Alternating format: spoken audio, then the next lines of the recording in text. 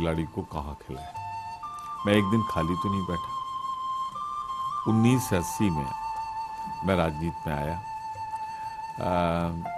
तब से खाली तो हूँ। 9 चुनाव हुए, 9 बार पार्टी ने मुझे टिकट दिया, 9 बार मैं जीत के आया, और जब जीत के आया सरकार रही, मंत्री बनाया, नहीं रही।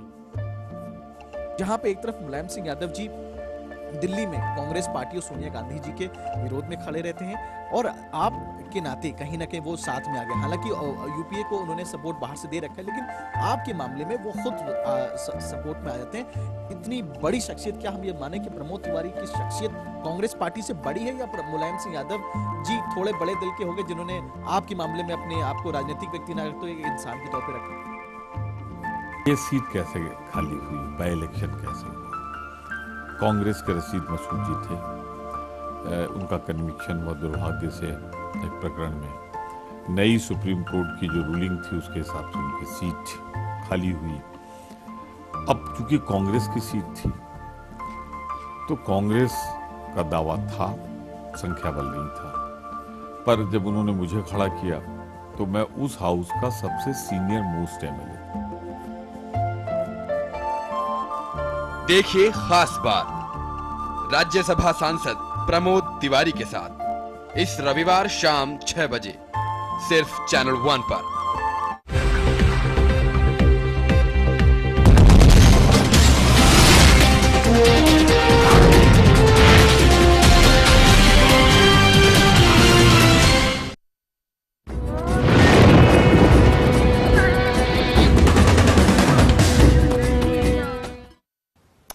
नमस्कार, तहकीकात में आपका स्वागत है और मैं हूं ललित। हर साजिश के पीछे छिपा होता है एक राज, हर जुर्म के पीछे छिपा होता है एक मुजरिम, लेकिन हर अपराध में मिल ही जाता है एक सुराग। हम उन्हीं सुरागों के सहारे करते हैं तहकीकात, असली मुजरिम का करते हैं खुलासा और पर्दे के पीछे छिपे चेहरों को करते हैं बेनकाब।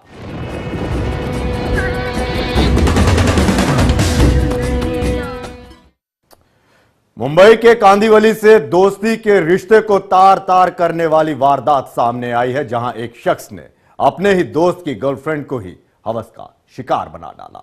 पुलिस ने पीड़ित की तहरीर पर मामला दर्ज करते हुए आरोपी को हिरासत में ले लिया है और आरोपी से पूछताछ की जा रही है। इंसानियत हुई शर्मसार,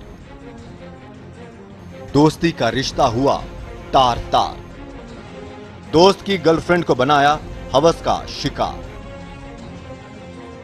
जी हां, इंसानियत और दोस्ती के रिश्ते को ताक पर रख हवस की भूख मिटाने की ये वारदात सामने आई है मुंबई के कांदिवली से, जहां के समता नगर में रहने वाले एक शख्स ने अपने ही दोस्त की गर्लफ्रेंड के साथ हैवानियत का गंदा खेल खेला। दरअसल इंदुलकर अपनी गर्लफ्रेंड के साथ लिव इन रिलेशन में रहता था। वहीं उसकी मोहन नाम के शख्स से भी काफी अच्छी दोस्ती थी। वो भी इतनी अच्छी दोस्ती कि मोहन का इंदुलकर के घर आना जाना भी लगा रहता था, जिसकी वजह से उसकी दोस्ती इंदुलकर की गर्लफ्रेंड से भी हो गई, जिसका फायदा उठाकर मोहन एक दिन इंदुलकर की गर्लफ्रेंड को अपने साथ घुमाने के बहाने होटल में ले गया, जहां उसने उसके साथ दुष्कर्म किया।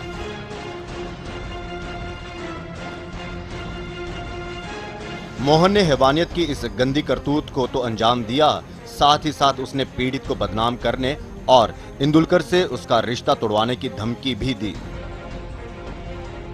जिसकी वजह से पीड़ित ने इस वारदात के बारे में किसी से कुछ नहीं कहा। लेकिन उसकी इस चुप्पी का फायदा उठाकर आरोपी उसे ब्लैकमेल कर उसके साथ हैवानियत का गंदा खेल खेलता रहा।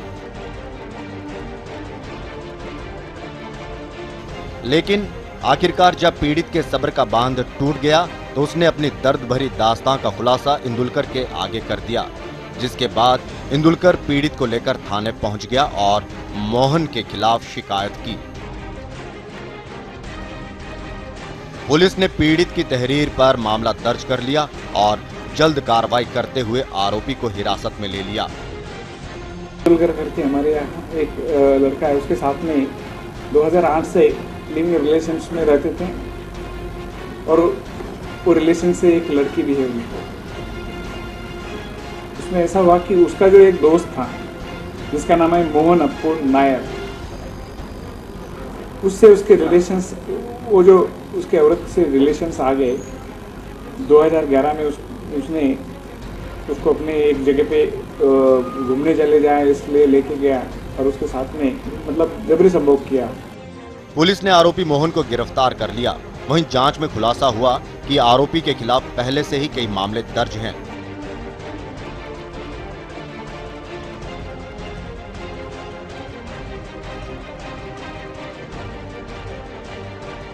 फिलहाल पुलिस आरोपी से पूछताछ कर आगे की कार्रवाई में जुटी हुई है। मुंबई से प्रकाश मिस्त्री के साथ अर्पणा दुबे की रिपोर्ट, चैनल 1 न्यूज। हैवानियत की हद की एक दास्तां हरियाणा के रेवाड़ी से भी सामने आई है, जहां एक दबंग ने नाबालिग को अपनी हवस का शिकार बनाया और फिर ब्लैकमेलिंग शुरू कर दी।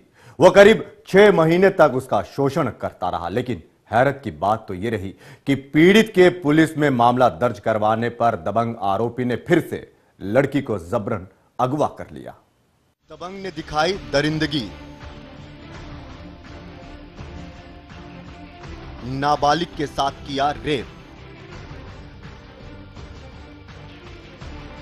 6 महीने तक बनाता रहा हवस का शिकार। कब थमेगी हैवानियत? हरियाणा के रेवाड़ी से हैवानियत की हद पार कर देने वाली खबर सामने आई है, जहां के शिव कॉलोनी में अपने परिवार के साथ रहने वाली एक नाबालिग को उसी के इलाके के एक दबंग ने हवस का शिकार बनाया। दरअसल दबंग राकेश की इलाके में ही दुकान थी।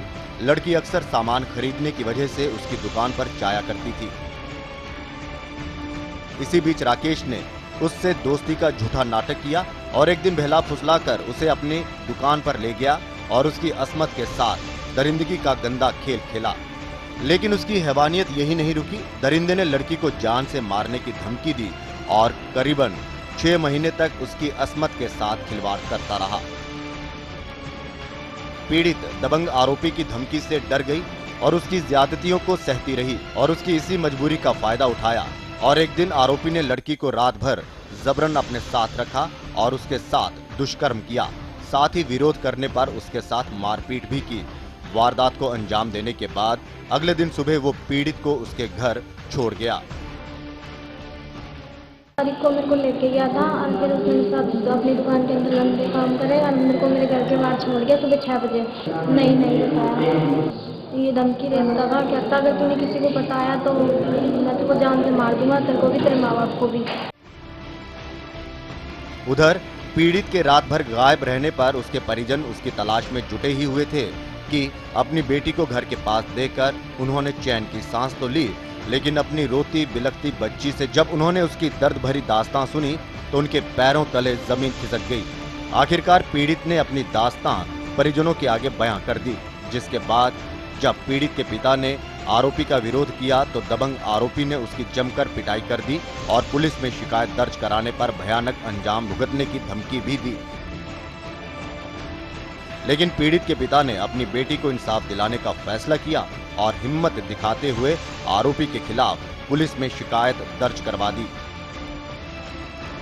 वहीं पीड़ित के पिता की माने तो आरोपी शादीशुदा है और एक बच्ची का पिता भी है। जो अपराधी है वो पहले ही शादीशुदा है, एक बच्चे का बाप भी है। उसने मेरी 16 साल की बेटी को, 17 साल की बेटी को अपने कब्जे में करके बलात्कार किया 6 महीने से रेगुलर, और मेरे साथ मारा पीटी की। 31 दिसंबर की रात को मेरी बेटी को ले गया, पूरी रात दुकान में बंद रखा। सवेरे 1 जनवरी की सवेरे 5 बजे अपने बच्चे के साथ में अपने नौकर के हाथ में घर भिजवाया। जब मेरी बेटी मेरे घर आई तो मैंने पूछा किस लिए आई, कहाँ गई थी, तो उसने बताया कि मैं राकेश के घर गई थी। राकेश ने मेरे साथ मारा पीटी करी, ये मेरे मुंह पर निशान भी है, पूरे मोहल्ला गवाह है इस बात का। पुलिस ने तहरीर पर मामला दर्ज करते हुए पीड़ित को मेडिकल जांच के लिए भेज दिया है और आगे की कार्रवाई शुरू कर दी है। वहीं पुलिस जब आरोपी की गिरफ्तारी के लिए उसके घर पहुंची तो वो वहां से नदारद मिला। फिलहाल उसकी सरगर्मी से तलाश की जा रही है। आरोपी ने आके दरखास्त दी है। उसने बताया कि मेरे साथ 31/12/2013 को राकेश नाम के लड़के ने, जो शिव कॉलोनी का रहने वाला है, मेरे साथ रेप किया है। अभी उसकी गिरफ्तारी बकाया है और मेडिकल के लिए हम पीड़िता को हॉस्पिटल में लेके आए। 376 506 IPC 3/4 पोस्को एक्ट। पीड़ित और उसके परिवार ने न्याय के लिए आवाज तो बुलंद कर दी है, लेकिन इंसाफ की ये राह आसान नहीं है। पीड़ित पक्ष की माने तो अभी भी आरोपी की तरफ से उन्हें केस वापस लेने के लिए धमकियां मिल रही हैं। ऐसे में देखना ये होगा कि क्या पीड़ित को इंसाफ मिल पाता है या नहीं। रेवाड़ी से प्रेम भारद्वाज के साथ अर्पणा दुबे की रिपोर्ट, चैनल 1 न्यूज। नीतीश सरकार के शासन में एक बार फिर विधायक की दबंगई सामने आई है। मामला बिहार के सहरसा जिले का है, जहां सोनवर्षा प्रखंड के जेडीयू विधायक ने एक गरीब परिवार पर अपना कहर बरपाया है। विधायक की दबंगई, गरीब परिवार को पीटा, घर से किया बेघर। पहले तस्वीरों में कैद इस महिला के जख्मों को देखिए। ये तस्वीरें अपने आप दर्द की दास्तां को बयां कर रही हैं। लेकिन ये जख्म इसे किसने दिया, ये जानकर आप हैरान रह जाएंगे। इस लाचार परिवार पर कहर बरपाया है एक जनप्रतिनिधि ने, वो भी सत्ताधारी दल के विधायक ने। जी हां, ये दर्द भरी दास्तां है बिहार के सहरसा जिले की। सोनवर्षा के विधायक रत्नेश सादा और उसके 8 बॉडीगार्ड ने मिलकर इसकी ये दुर्दशा बनाई है। ये नीतीश कुमार के सुशासन के राजकुमार जो ठहरे, ये खुद बेलगाम होकर एक निहायत गरीब अबला को घर से ही नहीं निकाला, बल्कि इनके गुर्गों ने इनकी मौजूदगी में इस महिला की इज्जत को भी तार तार करने की कोशिश की। तो वहाँ से कि कल का कि तुम यहाँ क्या करते, भागो यहाँ से, तुमको यहाँ रहने का अथी नहीं है, चलो निकलो। हम बोले हम काहे नहीं निकलेंगे, हम खाना बना ले, तुम कहाँ निकलेंगे। तो बोलते नहीं निकलोगे तो तुम्हारे कॉलर पकड़ के यहाँ बेइज्जती कर दो। बॉडीगार्ड जो है ना उसका पूरा ये लेके पूरे सारी को चक्कर पकड़ के खींच रहा था। पीड़ित बार बार थाने में ही बेहोश हो जा रही है और होश में आने पर मीडिया को अपनी फटी साड़ी दिखा रही है। दरअसल अपने पूरे परिवार के साथ बटराहा मोहल्ले के उस जमीन पर अपनी झोपड़ी बनाकर रहती थी। ठीक उसी जमीन के सामने खुद विधायक कई सालों से कब्जा कर अपना आशियाना बनाकर रह रहे हैं। यहाँ बताना लाजमी है कि जिस जमीन पर खुद विधायक रह रहे हैं वो जमीन बिहार सरकार की है और विधायक अपनी दबंगई से कई सालों से कब्जा कर रहे हैं और गरीबों को अपने सत्ता पक्ष का भय दिखाकर अपने सामने से हटवाने की कोशिश करते रहते हैं। आज उसी जमीन को खाली करवाने के लिए अपने बॉडीगार्ड समेत तकरीबन 8 गुर्गों के साथ घटना को अंजाम दिया। तो वहाँ से कि कल का कि तुम यहाँ क्या करते, भागो यहाँ से, तुमको यहाँ रहने का अथी नहीं है, चलो निकलो। हम बोले हम काहे नहीं निकलेंगे, हम खाना बना ले, तुम कहाँ निकलेंगे। तो बोलते नहीं निकलोगे तो तुम्हारे कॉलर पकड़ के यहाँ बेइज्जती कर दो। बॉडीगार्ड जो है ना उसका पूरा ये लेके पूरे सारी को चक्कर पकड़ के खींच रहा था। 35 साल से घर बना के छिए। या विधायक साहब की कलके हमरा आर के घर से भगावे छे, मारे छे, सबके मारपीट करलके खूबे आदमी। पोल तोल उखाड़ के फेंक दलके, कहलके एकरो आर के मारा पीटा सबके भगवा अपने भाग जेते। सबटा मिल के मारे पीटे छे, हमरा बेटो आर के सबके मारलके। वहीं इस मामले को लेकर जब मीडिया ने विधायक रत्नेश सादा से बात की तो उन्होंने क्या कहा, आइए ये भी सुनते हैं। कुछ लोगों के द्वारा, कुछ दलों के द्वारा इस तरह के मामला रचा जा रहा है। इससे पहले भी षड्यंत्र करके हमारे ऊपर देश काटने का ढेर सारे आरोप लगे थे। जब सच्चाई सामने आया तब फिर पुनः मामला तो सरासर झूठ है, प्रायोजित मामला है। आज हो सकता है छेड़छाड़ के मामला दर्ज करवा रहा है, कल कुछ भी करवा सकता है। तो फिलहाल सदर थाना में पीड़िता और पीड़िता के पति के दर्ज बयान पर विधायक समेत 8 लोगों पर मामला दर्ज कर पुलिस तफ्तीश में जुट चुकी है। विधायक रत्नेश सादा एवं अन्य 7-8 लोगों के विरुद्ध आरोप लगाया है कि ये लोग इनके घर में घुसकर मारपीट, उनके से रुपया निकाल लेने, उनके जमीन से पिलर वगैरह फेंक देने आदि का आरोप लगाते हुए कांड दर्ज कराया है। घटना के संबंध में कांड प्रतिवेदित कर लिए गए हैं। अब कांड का अनुसंधान पुलिस कर रही है। साक्ष्य संकलित होंगे तदनुसार कार्रवाई की गई। हालांकि इस घटना के बाद से ही जदयू के विधायक रत्नेश सादा मीडिया के सामने एक ही रट लगा रहे हैं कि इसके पीछे विपक्षियों की साजिश है। लेकिन विधायक जी की ये पहली घटना नहीं है। इससे पहले भी विधायक जी कई बार सुर्खियों में रह चुके हैं, क्योंकि सत्ता पक्ष के राजकुमार जो ठहरे। हालांकि इन पर कोई कार्रवाई होगी ये कयास लगाना फिलहाल बेमानी होगा, क्योंकि इनके सर के ऊपर इनके सुशासन के आका का जो हाथ है। Rohit Pandey, channel 1 news. एक तरफ अपनी उपलब्धियों का गुणगान करती सूबे की सपा सरकार प्रदेश में कानून और शांति की बात कर रही है, तो वहीं दूसरी तरफ सपा के कार्यकर्ता कानून को ताक पर रख अपनी गुंडई दिखा रहे हैं।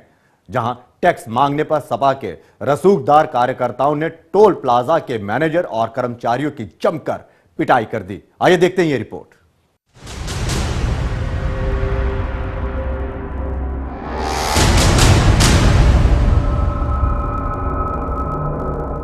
अब हम आपको जो दिखाने जा रहे हैं उसे देखकर आप खुद ब खुद जान जाएंगे कि आज यूपी की इस सरकार और इन कार्यकर्ताओं पर सपा मुखिया की बातों का कितना असर है। जरा गौर से देखिए, ये तमाशा है लखनऊ। फैजाबाद के थाना रोनाही से चंद कदम की दूरी पर बने national highway authority of India के टोल टैक्स प्लाजा की। टोल टैक्स प्लाजा पर किस तरह सपा कार्यकर्ता अपनी गुंडागर्दी दिखा रहे हैं। काली फॉर्च्यूनर और इस पर लगा समाजवादी पार्टी का झंडा किसी भी वीआईपी या सपा कार्यकर्ता होने की बात कहने के लिए काफी है। टोल टैक्स के मैनेजर के चैम्बर में घुसे इन लोगों को जरा गौर से देखिए, और हाथ में राइफल और पिस्टल से ये लोग किस कदर मैनेजर की पिटाई कर रहे हैं। टोल टैक्स प्लाजा पर हुआ ये विवाद महज टोल टैक्स मांगने को लेकर हुआ, जिसमें न सिर्फ जबरदस्त असलहों का प्रदर्शन हुआ बल्कि सुरक्षा में तैनात गार्ड के हाथ को राइफल की बट से तोड़ दिया गया। कि मैं यहाँ पर मतलब जो है सिक्योरिटी अफसर के रूप में तैनात था। तकरीबन 1 तारीख को 6 बजे करीब एक काली गाड़ी फॉर्च्यूनर जिसका नंबर है UP 4222-1103 यहाँ गाड़ी आकर के रुकी और उसने मतलब जो है अपने हथियार लहराते हुए दिखाइए। उसके बाद मैंने पूछा भाई आप पर्ची कटाइए, उन्होंने पर्ची के लिए मना कर दिया और गाड़ी से उतर के उन्होंने मुझे पीटना शुरू कर दिया। राइफल के बट से मुझे मारा।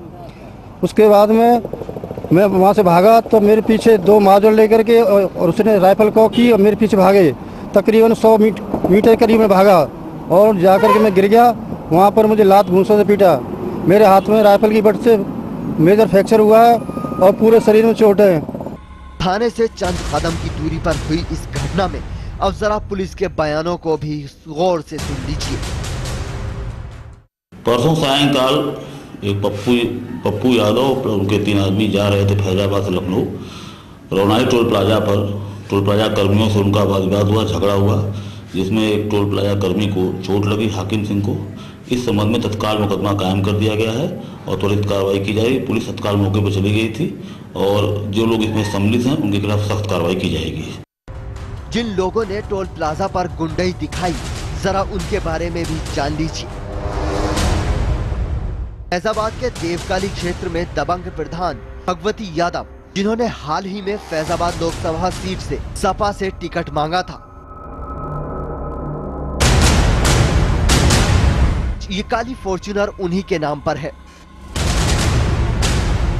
के दबंग बेटे हैं अजय यादव, जो अपने साथियों के साथ काली फॉर्च्यूनर से सपा का झंडा लगाकर लखनऊ जा रहे थे। लेकिन टोल प्लाजा पर उन्हें रोका जाना और टैक्स मांगना इतना नागवार गुजरा कि ये लोग सीधे गुंडागर्दी पर उतर आए। और उतरते भी क्यों ना, आखिर सपा के कार्यकर्ता हैं। आपको बता दें कि दबंग अजय यादव के ऊपर फैजाबाद के एक अधिवक्ता बन पांडे को हथियारों के बल पर अपहरण करना और उसके बाद नशीली दवा खिलाकर कलेक्ट्रेट रजिस्ट्री ऑफिस ले जाकर जबरन उसकी पूरी जमीन अपने नाम कराने का मुकदमा भी दर्ज है। और ये घटना महज 1 महीने पहले की है। इस मुद्दे को लेकर भी अधिवक्ताओं ने हड़ताल की थी, जिसके बाद आरोपी के खिलाफ मुकदमा दर्ज किया गया था। लेकिन गिरफ्तारी तो क्या, पुलिस ने अब तक अजय यादव से पूछताछ तक नहीं की है। ऐसे में सवाल ये है कि क्या यही सत्ता का रसूख है? Shahista Saifi, channel 1 news. फिलहाल यहां पर रुकेंगे एक छोटे से ब्रेक के लिए।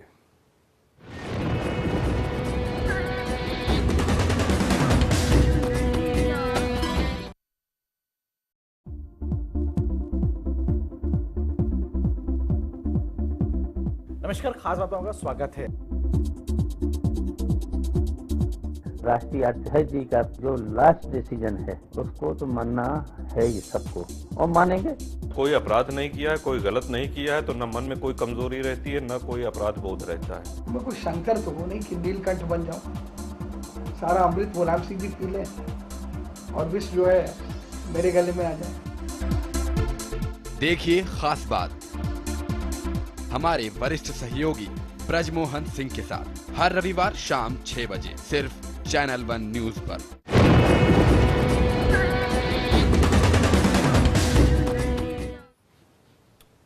कानपुर में सपा नेता राजीव मिश्रा की गोली मारकर हत्या कर दी गई। दरअसल 5 बाइक सवारों ने राजीव के घर के सामने आकर बाइक रोकी और राजीव के ऊपर ताबड़तोड़ फायरिंग शुरू कर दी, जिसमें राजीव की सर में गोली लगने की वजह से मौके पर ही मौत हो गई। पुलिस इस हत्या के पीछे की वजह आपसी रंजिश करार दे रही है और मामले की जांच कर रही है।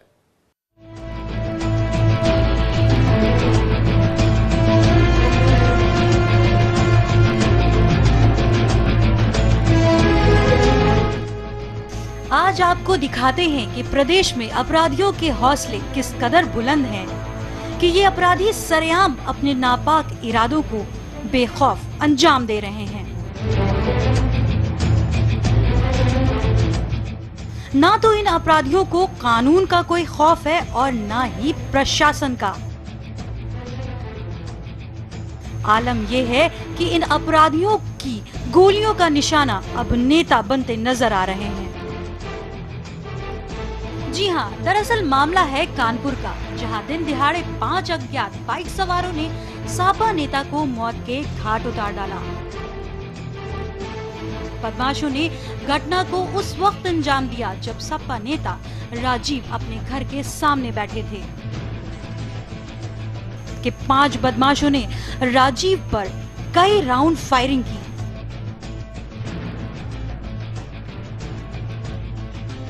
जिसमें सर पर गोली लगने की वजह से राजीव की मौके पर ही मौत हो गई। राजीव के परिजनों का कहना है कि कुछ दिनों से कुछ लोगों की राजीव के साथ आपसी रंजिश चल रही थी, जिसके चलते राजीव की हत्या की गई। पंडित जी थे, सबकी मदद करते थे, सहायता करते थे, कार्यकर्ता थे। सपा में कार्यकर्ता किस पार्टी से? सपा से थे। गोली मारी गई, लड़ाई झगड़ा था, कारण यही था। बहुत दिनों से लड़ाई झगड़ा चल रहा था।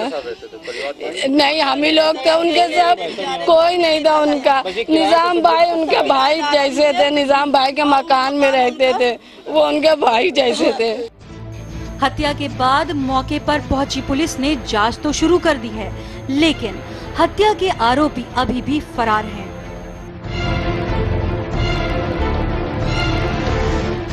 वहीं पुलिस अधिकारी इस घटना को एक साजिश करार दे रही है, जिसके चलते राजीव की हत्या की गई। ऐसा अभी जानकारी नहीं है किस पार्टी से बिलोंग करते थे। फिलहाल हमें इतना पता है कि रत्तोपुरवा मोहल्ले में रहते थे। मूलतक करने वालों के नाम सामने नहीं आए हैं। कुछ शक हम लोगों को लगा है जिनके साथ में इनका पहले से मुकदमा चलता रहा है, उनके घरों पर दबिश दी गई तो घर में नहीं मिले, तो संभवतः वही लोग हो सकते हैं जिनसे इनकी पुराने झगड़े को लेकर किसी बात को लेकर रंजिश चल रही थी। हैरानी की बात तो यह है कि जहां राजीव की हत्या की गई, पुलिस चौकी उससे चंद कदमों की दूरी पर है। उसके बाद भी अपराधी घटना को अंजाम देकर मौके से फरार हो गए। इससे साफ होता है कि अपराधियों के हौसले किस कदर बुलंद हैं, जिसके चलते नेता तक इन अपराधियों की गोली का शिकार हो रहे हैं। साफ जाहिर होता है कि कानपुर में जनता की सुरक्षा राम भरोसे नजर आ रही है। Shaista Saifi, channel 1 news. अब हम आपको मिलवाएंगे एनसीआर के फर्जी बॉस से। एक नहीं, दो नहीं, बल्कि पूरे चार फर्जी बॉस। वो बॉस जो असल में खुद बेरोजगार है लेकिन खुद को बताते हैं मल्टीनेशनल कंपनी के मालिक। और इसी तरह से ये फर्जी बॉस एनसीआर समेत पूरे उत्तर भारत को लाखों का चूना लगा रहे थे। जरिया बने थे फर्जी विज्ञापन, फेसबुक और बैंक अकाउंट। लेकिन एक बैंक की मदद से पुलिस के जाल में फंस ही गए ये चारों बॉस। अगर आप भी खोज रहे हैं नौकरी तो हो जाइए सावधान। अगर आप भी खोज रहे हैं नौकरी तो हो जाइए सावधान, क्योंकि हो सकता है आपके साथ भी धोखा।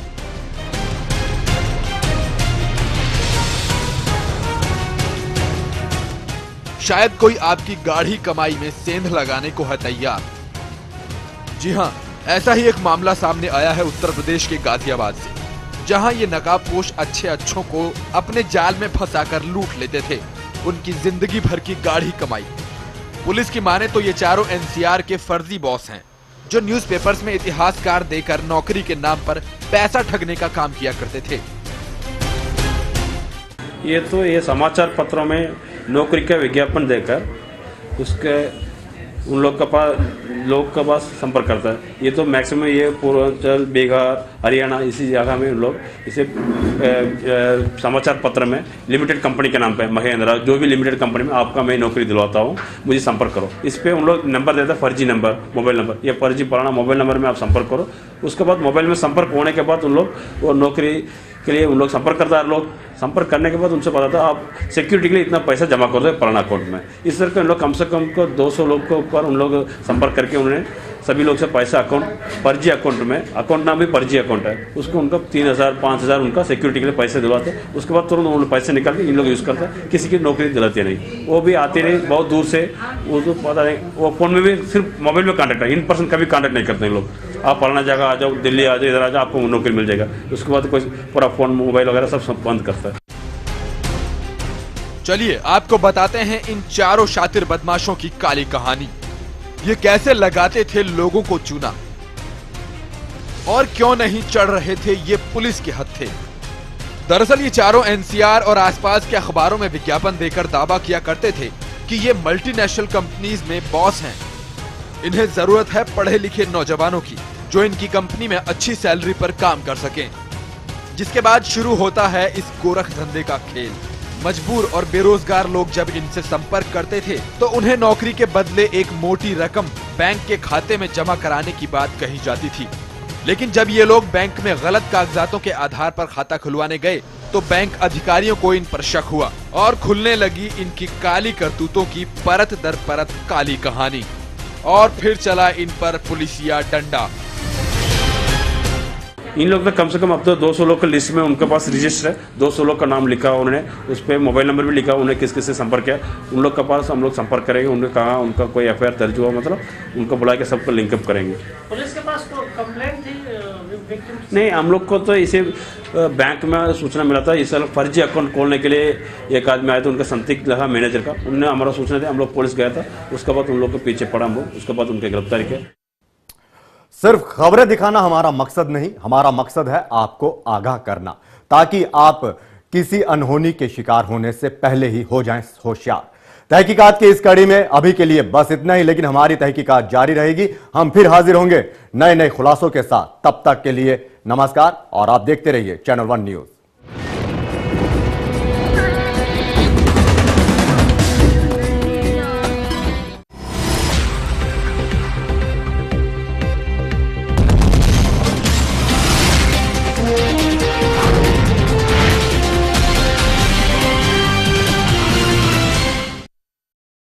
कांग्रेस का जो चेहरा है, कहीं न कहीं उन